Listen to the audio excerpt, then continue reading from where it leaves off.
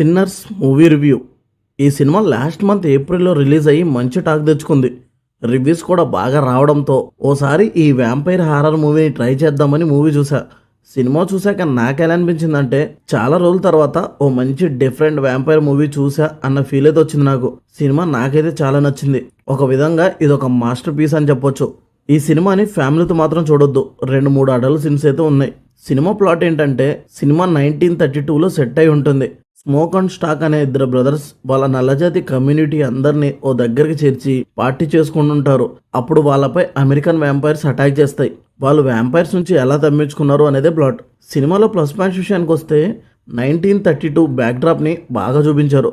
అన్ని vampires films లా కాకుండా ఈ సినిమాని డిఫరెంట్గా చూపించారు. సినిమాలో స్టోరీ టెల్లింగ్ యూనిక్గా ఉంటుంది. డ్రామా కూడా పర్ఫెక్ట్గా వర్కౌట్ అయింది. సినిమా ఫస్ట్ హాఫ్ మొత్తం డ్రామానే ఉంటుంది.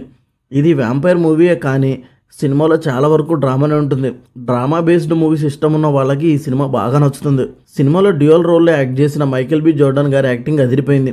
లాస్ట్ 15 మినిట్స్ సినిమా అదిరిపోతుంది. యాక్షన్ కానీ హారర్ సీన్స్ కానీ టేకింగ్ కానీ సూపర్గా అనిపిస్తుంది. లాస్ట్ 50 మినిట్స్లో సినిమా సర్వైవల్ యాక్షన్లోకి వెళ్తుంది. ఆ పోర్షన్ మొత్తం అదిరిపోతుంది. ఇవే నాకు సినిమాలో నచ్చినవి. ఇక సినిమాలో నచ్చనివి మైనస్లు ఏమైనా ఉన్నాయంటే ఫస్ట్ హాఫ్ మొత్తం డ్రామా ఉండడం వల్ల యాక్షన్ ఎక్స్పెక్ట్ చేసే వాళ్ళకి సినిమా నచ్చపోవచ్చు. నాకైతే ఎలాంటి ప్రాబ్లం లేదు, కానీ యాక్షన్ మాత్రమే కావాలనుకున్న వాళ్ళకి ఇది ప్రాబ్లం కావచ్చు. సినిమా 2 అవర్స్ రన్ టైం ఉంటే 15 మినిట్స్ సినిమా మాత్రమే యాక్షన్ హారర్ మోడ్లో ఉంటుంది. మిగతా మూవీ మొత్తం డ్రామా మోడ్లో ఉంటుంది. ఫుల్ లెంత్ యాక్షన్ మూవీ చూడాలనుకునే వారికి ఈ సినిమా నచ్చకపోవచ్చు.